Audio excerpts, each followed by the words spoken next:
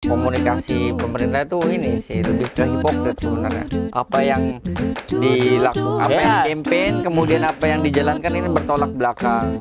Kebijakan publik yang dilakukan pemerintah itu ya, ini paling nggak dalam 100 hari terakhir itu lebih, rakyat itu sebenarnya sayang sama negara, sama pemerintah. Rakyat itu pantas sinis dengan pemimpinnya ketika pemimpin tidak melayani rakyat. Tapi jangan sampai pemimpin itu sinis sama rakyatnya. Salam jumpa, salam Indonesia.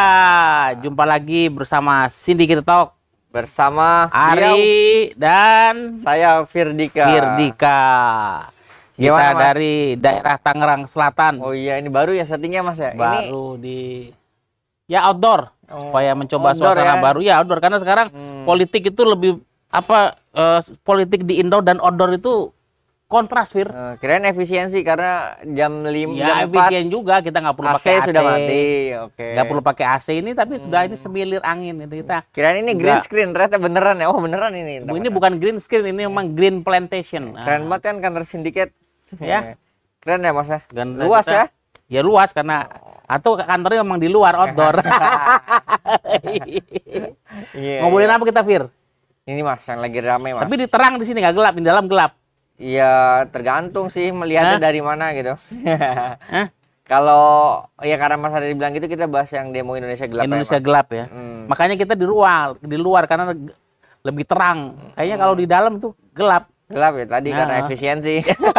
Entah efisiensi atau realokasi anggaran. Iya. Itu beda-beda tipis sih, soal prakteknya sama aja itu. Iya Mas. Bahasanya efisiensi. Mas sebagai ini aku mau nanya. Sebagai Mas senior kita sama lah. Gue beda lahir duluan aja. Enggak. Lu kan ilmunya lebih tinggi sekarang. Di pergerakan. Dulu gitu ya, zaman dulu sama sekarang ngeliatnya gimana sih Mas demo yang sekarang ini? Kayak Ya, konsolidasinya kan cuma berapa hari doang cepet rame gitu. Ya, Indonesia gelap, tapi sebelumnya kan itu soal kabur aja. Kabur dulu aja deh. Kabur aja dulu. Kabur aja dulu itu kan itu berkaitan. Jadi sebenarnya kenapa kabur aja dulu, mungkin buat sebagian orang, buat teman-teman yang sekarang demonstrasi berdemo itu ya Indonesia gelap, tanda petik gelap dalam arti mungkin opportunity, peluang. Karena hari ini kan ketika bicara efisiensi anggaran, ketika bicara justru bukan penciptaan lapangan kerja, yang bekerja itu justru banyak juga yang terkena pemutusan hubungan kerja. Yang menarik itu kemarin itu misalnya bahkan pengemudi ojek online itu menuntut untuk ada THR, itu hal yang baru juga agak. Ya artinya apa? Emang kondisi ekonomi sedang sulit. Sedang tidak baik-baik saja. Tetapi masyarakat bukan berarti dia tidak menerima ajak prihatin, karena kita bicara krisis kan sudah krisis 98 itu lebih parah dari lu nggak ngalamin krisis 98. Iya, masih kecil. Nah, gue mahasiswa zaman itu. Itu gimana sulitnya kita kiriman uang terbatas segala macam, lalu bagaimana, wah itulah. Jadi kondisi memang, tetapi hari ini kan lebih kepada antara harapan dan kemudian realitas itu yang mungkin terjadi gap yang mungkin melebar ya, sehingga menjadikan kalau Indonesia gelap ya. Gelap itu kan itu sebuah satir. Politik hari ini dikemas dengan satir, dengan gaya sindiran begitu, karena memang harusnya dalam 100 hari ini kan pasca 100 hari pemerintahan, justru optimisme yang coba dibangun oleh pemerintahan itu justru kandas oleh kebijakan pemerintah sendiri. Itu jadi yang kebijakannya atau komunikasinya Mas? Ya kebijakan tentu linear dengan tentu komunikasi, karena setiap kebijakan kan perlu dikomunikasikan kepada masyarakat. Kebijakan yang baik juga harus dikomunikasikan, karena baik-baiknya kebijakan adalah untuk kebaikan untuk kebaikan masyarakat umum, masyarakat banyak, karena ketika itu kan yang terkena dampak langsung kan masyarakat, maka masyarakat komunikasi itu penting sekali. Jadi kebijakannya mungkin baik, atau mungkin kebijakannya terburu-buru, ya, karena mungkin komunikasi kan dua sisi, komunikasi di internal pemerintah sendiri, sehingga banyak kebijakan yang terkesannya mungkin tidak dipersiapkan secara baik, ya, hanya globalnya saja, detailnya kurang, tapi kemudian komunikasi publiknya juga. Nah, itu kan cermin dari itu kemudian juga menghambat komunikasi publik.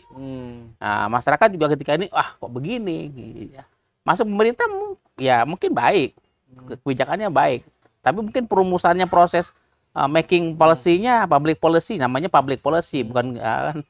Iya. Ini bukan Bukan elit policy. Iya, harusnya sih begitu ya. Ah. Tapi mahasiswa ngelihatnya Mas, aku ngelihat dari teman-teman lah ya di bawah, ngelihat bahwa komunikasi pemerintah itu ini sih lebih ke hipokrit sebenarnya. Apa yang dilakukan, apa yang campaign, kemudian apa yang dijalankan ini bertolak belakang sama ya misalnya efisiensi ya, kita berkali-kali ngomong Efisiensi berhemat kan, tetapi Berhemat. gayanya tidak berhemat justru. ya. Ada yang kalau lagi keluar negeri minta dijemputnya pakai mobil Mercedes S series Bach gitu-gitulah gitu ya. Nah, ini teman-teman bilang, oh ini sebentar lagi kita jadi kayak revolusi Prancis nih kalau kayak gini, tinggal seret ke guillotin gitu. Ya gitu, tapi apa Mas? Ya hipokrit itu mungkin Ya. dalam bahasa aku tadi lebih ada gap ketika Nah, iya, sama ini Mas, sama Kesenjangan teman-teman pemahaman. melihatnya bahwa setiap kebijakan publik yang dilakukan pemerintah gitu ya, ini paling nggak dalam 100 hari terakhir itu lebih bukan didasarkan naskah akademik publik ya atau mahasiswa Ya. melihatnya, melainkan cek ombak. Ya, test the water ya. Ya, misal yang apa? Gas melon. Ya, gas melon. Sebelumnya itu soal PPN 12% PPN tuh. 12% apa segala Itu kan macam. sebenarnya sudah dipersiapkan. Sebenarnya kebijakan fiskal pemerintah itu memang harus ada kenaikan pajak. Itu sudah dipersiapkan oleh pemerintah sebelumnya. Kementerian Keuangannya sama. Ya. Sudah dipersiapkan bahwa nanti akan dibuat per Januari 2025. Tapi kan ada ya mungkin public campaign, komunikasi publiknya yang enggak ini yang kemudian makanya apakah kemudian ketika PPN 12% itu tidak bisa dilaksanakan, kemudian apa namanya baru kemudian dilakukan penghematan, atau kan sebenarnya itu kebijakan yang memang penghematan itu sudah bagian dari skenario pemerintah sebenarnya kan. Ini kan kemudian orang bertanya-tanya, kemudian dari gas melon apa ya terakhir ini soal efisiensi apa namanya anggaran segala macam. Makanya tetapi kan pemerintah kalau dari narasi pidato presiden para menteri kan kita bekerja untuk rakyat. Yang menjadi kontradiksi hari ini ketika kenapa kemudian kebijakan yang diklaim baik untuk rakyat itu mendapat penolakan resistensi dari pertanyaannya bisa ditanya lagi, dari rakyat yang mana? Nah, rakyat yang mana ya? Rakyat yang mana hari ini? Apalagi sebenarnya gini, masyarakat miskin kan sebenarnya ada bansos 6 bulan ini kan juga akan dihentikan karena untuk pembelian gabah petani. Iya, ada Itu banyak. kan bansos untuk beras itu akan dihentikan. Itu kan sedikit banyak itu juga berpengaruh di masyarakat.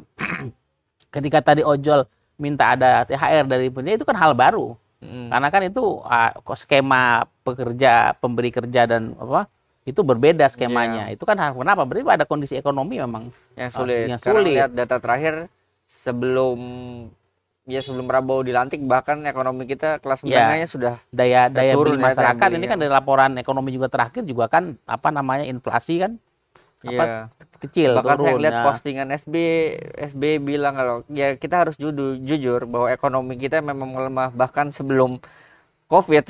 Iya, bahkan kondisinya hari ini kan lebih buruk dari COVID. Makanya ya ada sebuah realitas yang kemudian kenyataan yang ditutupi, kemudian gaya hidup atau slogannya berhemat, pekerjaan untuk rakyat, tapi kemudian gaya hidup style para pejabatnya juga Tetap tinggi.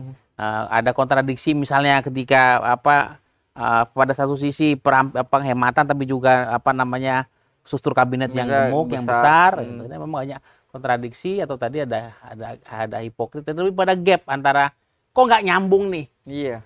Ya, bahasa ininya sebenarnya bahasa warung kopinya nggak konsisten gitu.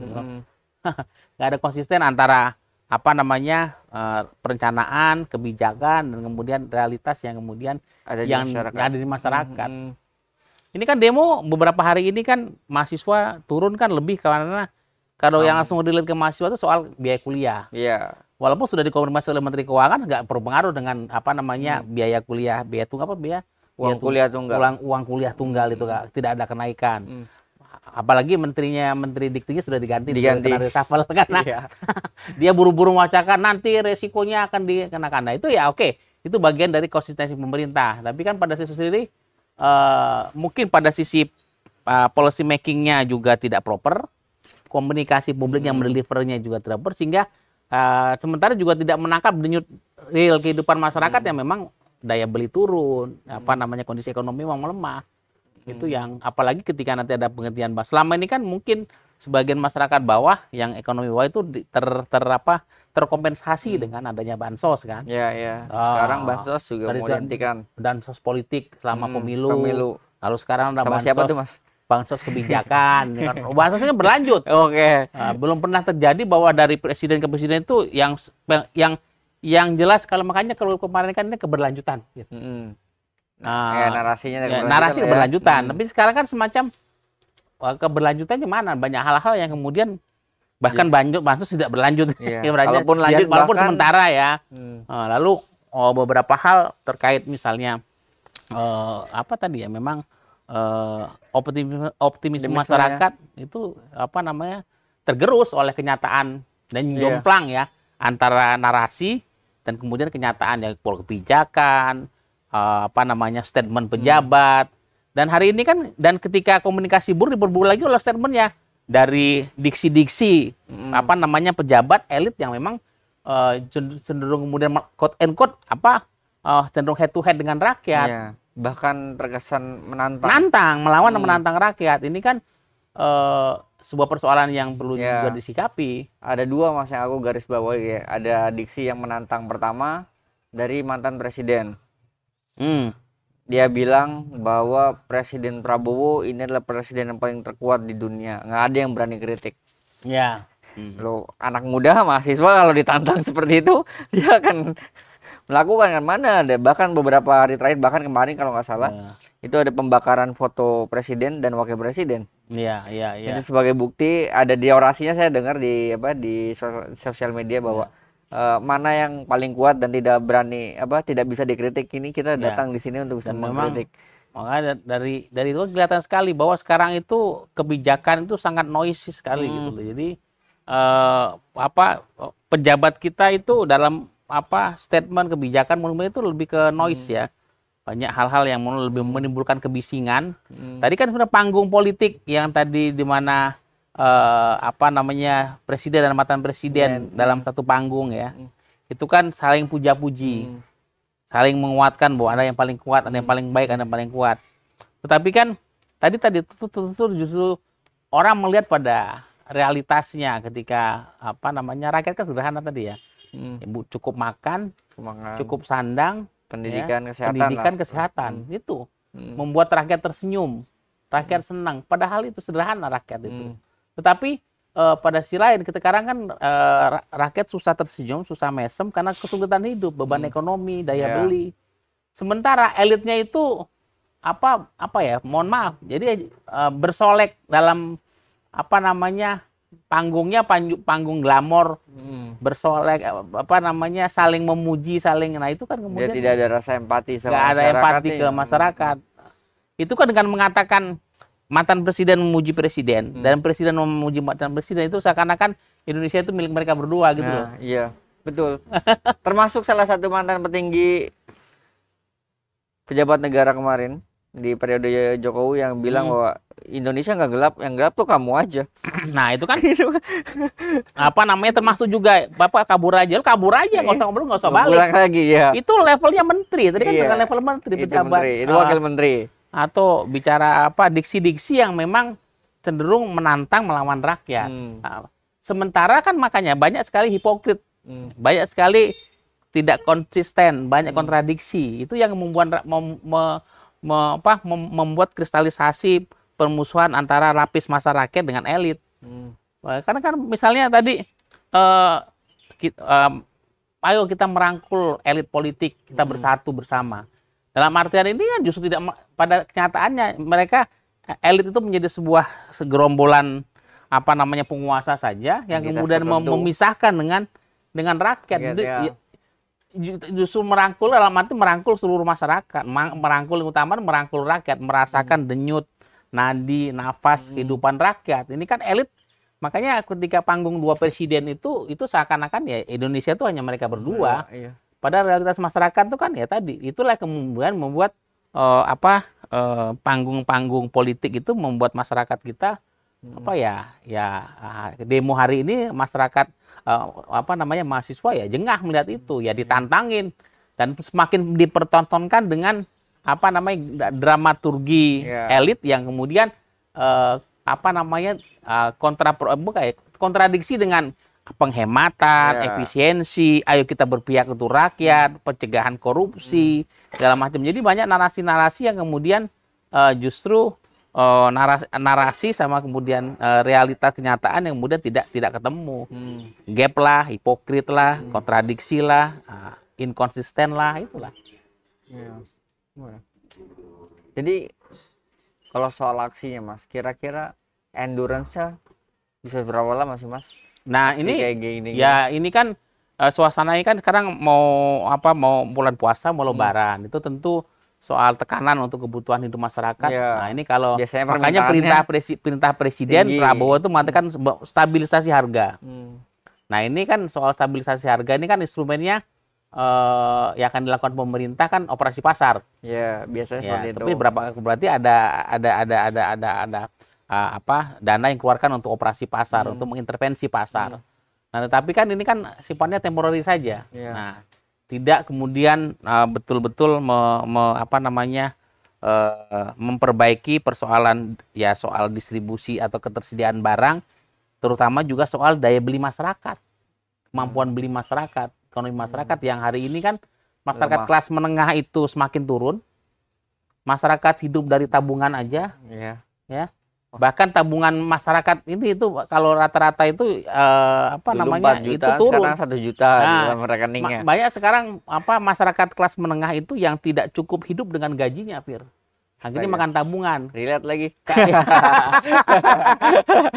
Iya, tidak cukup karena memang itu makanya kan terjadi kira-kira terjadi pengurangan kelas menengah. Karena memang untuk bertahan hidup itu apalagi kemudian masyarakat bawah ya.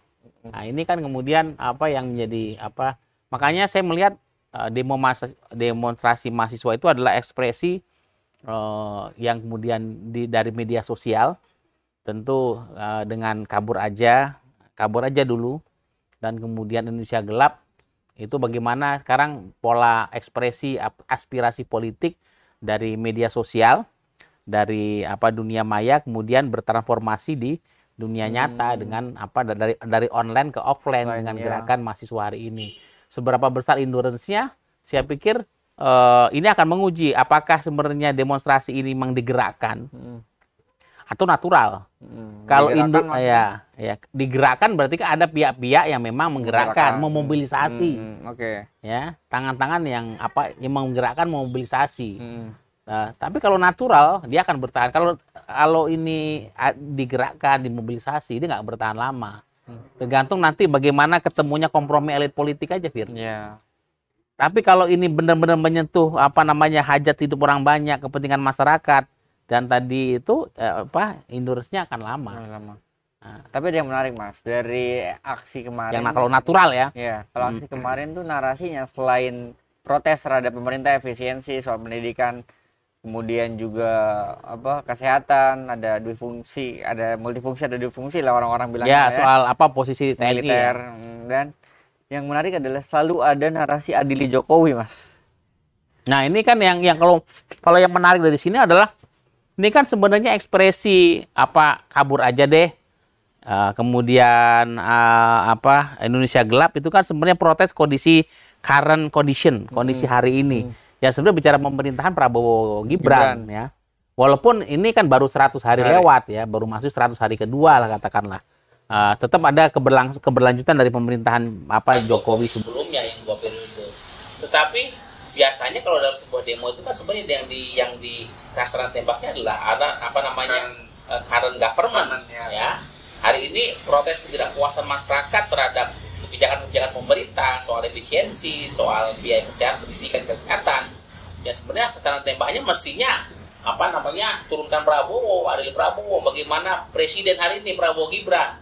Tuntutannya sasaran tembaknya mestinya pemerintahan Prabowo Gibran. Tapi memang aneh, kenapa kemudian adil Jokowi, kemudian mempersoalkan Gibran. Ayo ada yang menarik menyebar apa namanya, ayo Gibran ayo nyimeng atau apa namanya itu nyebar itu sindiran satir apa namanya itu akhirnya bahkan tuh sasaran tembaknya justru keluarga Jokowi. Emang benar ya Jokowi, ya itu kemarin kan nyebar di media sosial.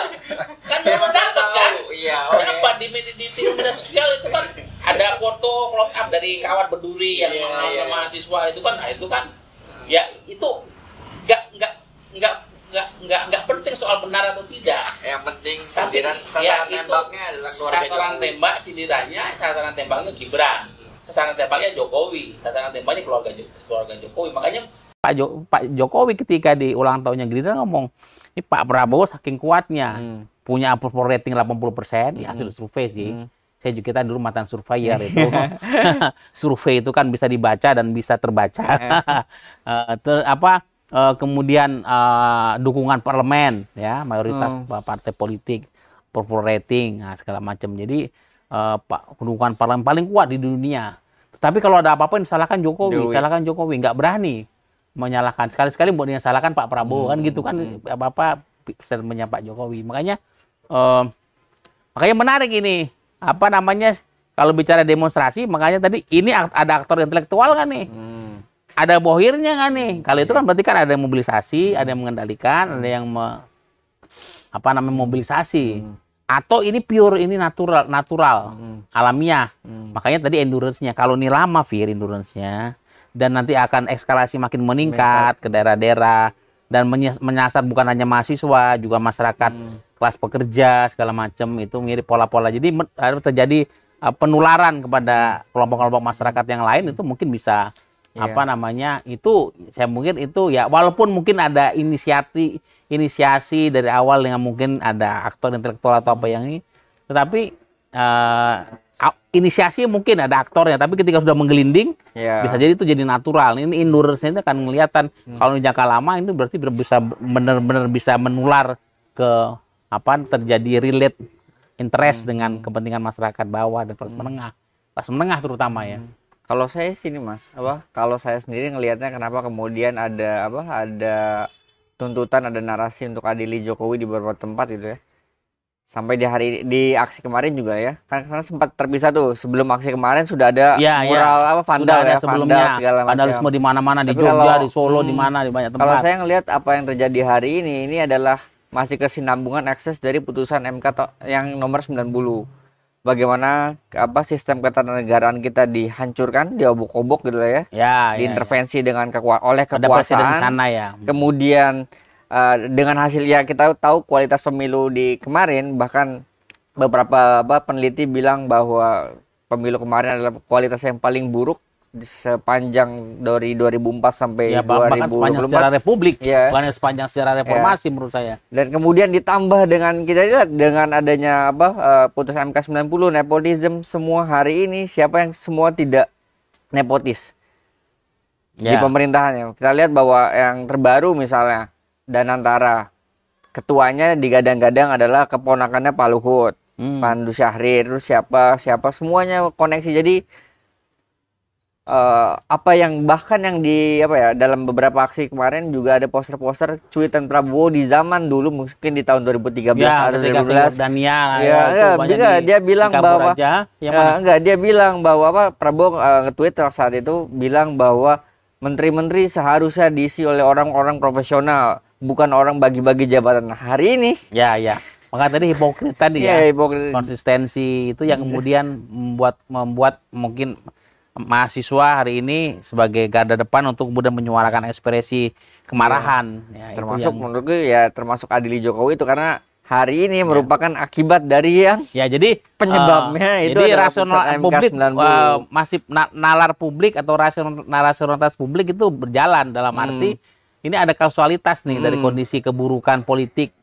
Jadi apapun orang-orang yang harus sadar bahwa kondisi keburukan ekonomi atau kondisi kesulitan ekonomi itu karena impact dari keburukan atau kebobrokan politik. Mestinya sistem politik itu mendahului ekonomi. Nah, itu kan yang harus dipahami. Itu bagian dari edukasi. Masyarakat bisa tahu ketika apa sih sekarang kan kesulitan ekonomi. Iya. Bicara orang, bicara anggaran, bicara pendapatan, bicara income, bicara lapangan kerja, bicara tuntutan THR, ya. segala macam, bicara harga-harga itu ekonomi. Tapi kemudian ketika tuntutannya kepada Adil Jokowi, kepada keluarga Jokowi segala macam, dan orang melihat ada kausalitas, berarti kondisi Politik hari ini, kondisi dan ekonomi yang kelesuan buruk. ekonomi, keprihatinan ekonomi, kondisi keburukan ekonomi itu karena akibat dari keburukan politik, termasuk sistem politik. bansos yang kemudian dulu jor-joran, sekarang udah mau di stop kan? Iya, jadi orang kita harus juga melihat ini, juga publik udah mulai punya harus men-challenge rasionalitas publik bahwa politik itu melalui ekonomi, dalam sistem politik yang bagus itu akan mendeliver sistem ekonomi yang baik.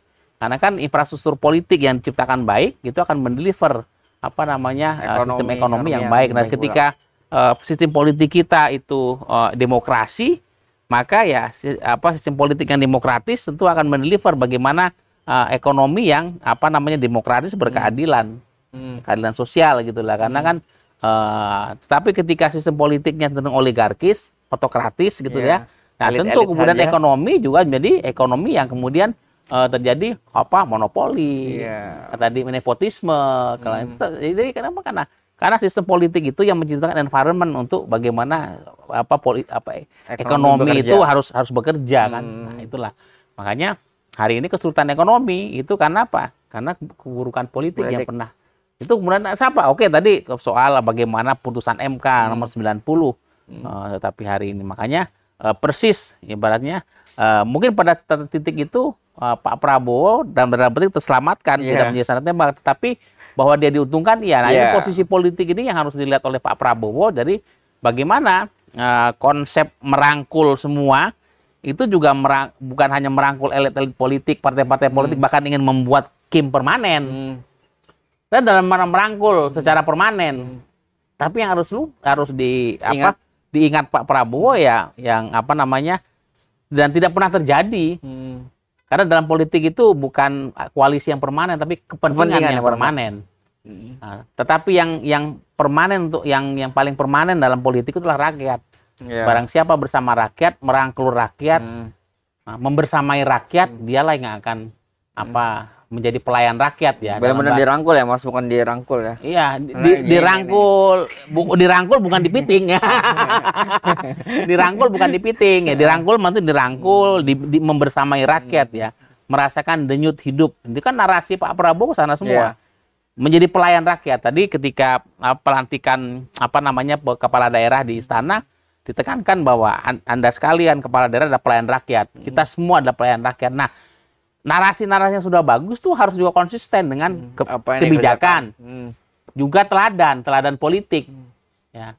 Tapi dari sisi mohon maaf dari omongan statement spontan ke publik itu yang diksi-diksi yang tidak yang mengkritik aja dia kepada yang kritik soal tagar Indonesia gelap, soal kabur aja deh itu kan nggak mohon maaf statement seorang pejabat publik itu harus juga mencerminkan sikap bukan soal sopan santun ya, tapi lebih pada kepantasan ya kepantasan rakyat karena yang dihadapi itu rakyat loh. Yang memberi mandat. Iya, itu yang memberikan mandat itu kan makanya ketika Presiden mengatakan kita semua pelayan rakyat, ya Anda semua itu adalah tuannya adalah rakyat kan ibaratnya begitu ya. Ini bukan kampanye 2024 tuan, bukan adalah rakyat, bukan. Yang hanya meminjam diksi kebetulan aja dari satu capres. Kalau Anda pelayan rakyat berarti tuannya, majikannya itu adalah rakyat, dia mengabdi kepada rakyat. Nah, ini kan hari ini persis hipokrit, kemudian kontradiksi, kemudian inkonsistensi. Jadi semua akhirnya tadi mohon maaf. Jadi kemunafikan. Kemunafikan ini yang kalau tidak bisa disikapi dengan baik, itu semakin jauh dari intensi Presiden Prabowo untuk merangkul semua. Bukan hanya merangkul elit, tapi merangkul membersamai seluruh rakyat Indonesia. Menciptakan kebaikan umum, bukan kebaikan elit, kebaikan publik, bukan kebaikan kelompok-kelompok tertentu, kebaikan seluruh rakyat kan. Kalau saya tetap pesimis, Mas. Itu tidak akan dicapai bahkan oleh presiden. Ini kan tersebut gua harapan. sekalipun. Iya, itu harapan. Mas kan berarti optimis kan? Kalau aku pesimis sih. Oh iya nggak? Kalau aku Gua pesimis. harapan, gua berharap Iya. aja. Karena apa? Karena saya yakin itu ya. Tadi Mas ngomongin teladan itu. Saya ada ingat satu pepatah bilang bahwa ikan itu busuk dari kepalanya. Dan bagaimana seorang pemimpin di depan publik bahkan mengkritik kembali orang yang mengkritik dirinya itu dengan kata-kata kasar. Jadi ya Iya. menurut saya Indonesia busuk memang ya, gelap. ikan busuk dari kepalanya, tapi ketika kepalanya sudah busuk, sementara badan ikan yang ada seluruh Harus rakyat dipotong Indonesia, Hah? Harus dipotong loh. ini harus diselamatkan. Oh, berarti harus potong kepalanya. Tapi apakah kemudian apa namanya badan ikan ini bisa menumbuhkan kepala baru? Kan Nah. gitu persoalannya. Ya. Atau negara ini kan apa kalau kita bicara ya makanya ya Kita cari ikan baru. Hah? ya memang harus kepala yang apa namanya butuh kepala ikan berarti. Kita ke warung Padang aja. Kalau ke warung Padang makan kepala kakap. Oh, oke. Tapi kepala kakapnya jangan yang busuk, tetap nggak enak juga. Oke, Mas. Kayaknya sudah cukup banyak nih Sudah kita cukup nih. banyak. Udah 30 menit Jadi lebih tapi nih. memang tadi apa Indonesia gelap itu kan sebuah apa kondisi ekspresi keprihatinan dan ekspresi rakyat dengan satir di media sosial, termasuk kabur aja. Kabur aja dulu itu harus disikapi secara serius, bukan Ya. main-main, bukan remeh-temeh. Itu persoalan serius. Ada sesuatu yang perlu disikapi oleh para pemimpin kita. Ya.